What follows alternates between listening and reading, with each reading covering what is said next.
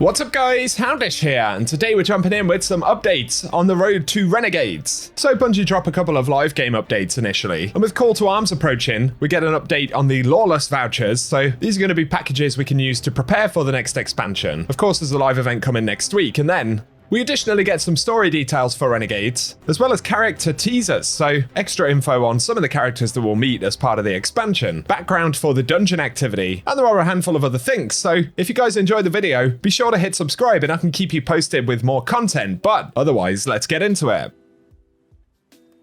First thing to mention, actually separate from Destiny stuff, I don't know how many of you guys will be interested in playing Grand Theft Auto 6 when it drops, but obviously it will be a pretty major release. However, Rockstar Games announced that they will delay it until Thursday, November 19th of 2026. So another delay of a few months. Of course, it's a pretty big one for Rockstar, or a very big one, should we say, so if it makes the game better, then they'll want to take the time to do that. On the same day, of course, there's been some drama about things going on internally at Rockstar Games. Accusations about union busting. Apparently they fired a handful of folks who were discussing unionizing, but Rockstar say they were fired for leaking company secrets. Do any of you guys feel like the games industry these days is just drama, and a lot of it? I'll be curious to get your thoughts about GTA though. Suppose it's one of those few games that has very wide appeal, generally speaking.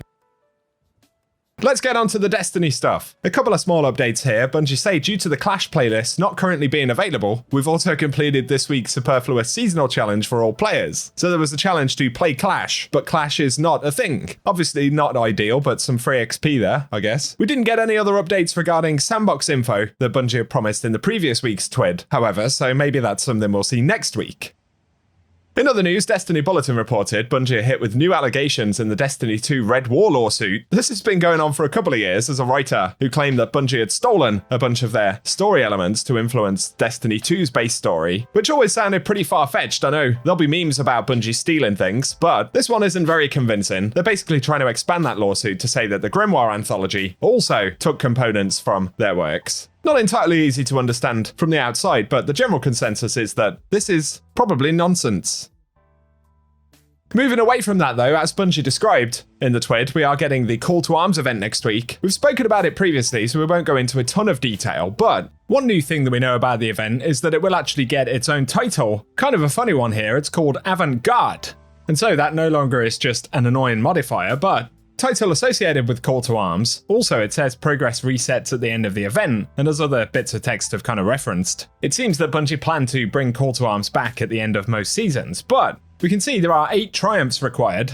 So there are individual triumphs to register scores inside of specific activities for Call to Arms, the Coil, Proving Grounds, Zone Control, and Heliostat, and then a triumph to collect all 7 of the Call to Arms weapons, one to open 5 daily Call to Arms chests, to complete the event track, and to achieve Tier 5 scoring, which is 310 points by the end of the Call to Arms event. So obviously that's for the competitive component that also grants us the ornament. Not mind-blowing that it gets a title, but an additional element nonetheless. Another thing linked to Call to Arms though, there was an item that we'll be able to pick up called the Cutting Edge Procurement that's actually been updated and is now called a Lawless Voucher. Bungie additionally updated the components or contents of this.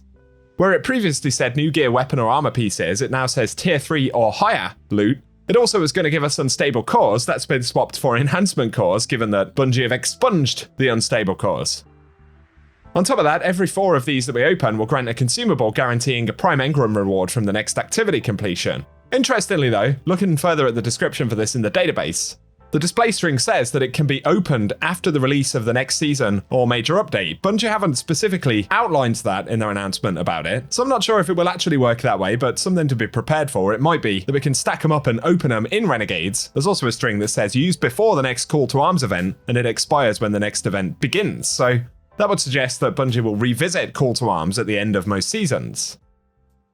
Otherwise though, Call to Arms next week will have an element where we can play the specific event activities from the event home to earn competitor points. If we score in the top 10% of the community, we unlock a cool helmet ornament. But even if you don't partake in that, each day there'll be a daily shipment of gear that arrives in the tower, so players will basically get a bunch of free stuff while this event is active. And we can also attune to weapons from the selection we can see there, and there's a reward track with specific drops on it too. So it's not overly complicated, but it will be fairly rewarding, especially with the power leveling changes we've already had. So if you want to get ready for Renegades, it'll certainly be something to get involved with. I'll keep you posted with that next week though, when the event begins.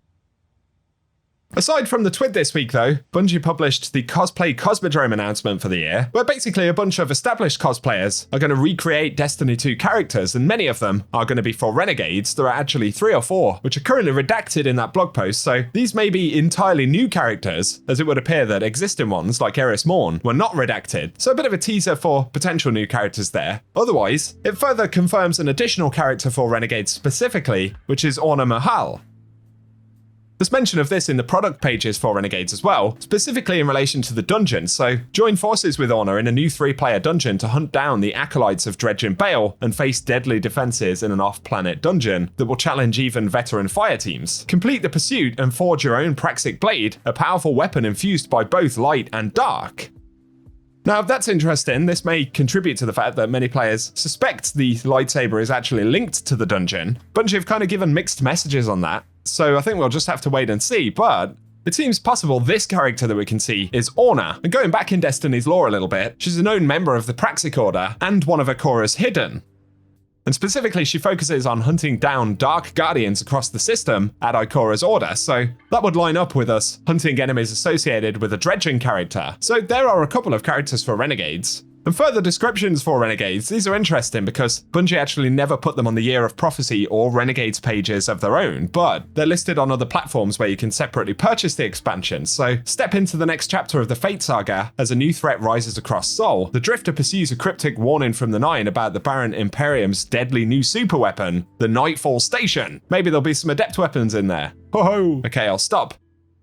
But the Baron Imperium is a Cabal faction who are obviously going to be key to this expansion. And yet again, they're producing a deadly super weapon. We've seen this a few times. It also potentially lines up with general concepts around Star Wars, a Death Star for instance, but will forge uneasy alliances with rival syndicates and take on dangerous jobs that pull you deeper into a hidden world of shifting loyalties and escalating conflict. And of course, we'll fight across the lawless frontier, and fire teams take on high-risk assignments using powerful abilities to rain down airstrikes, deploy turrets, call in Imperium behemoths, and other game-changing combat abilities to turn the tide. I think the Imperium behemoth is a Cabal land tank, so obviously that belongs to this faction as well. So I guess it's some interesting additional story context for the release.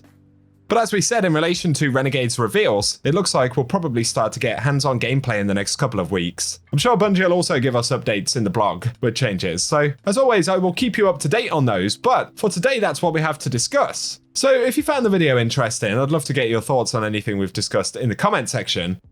A rating would also help us out down below as well, but for now, thank you for watching, and I hope you guys have an awesome day. Welcome, Renegade. I have another bounty for you. But I don't pay for mercy.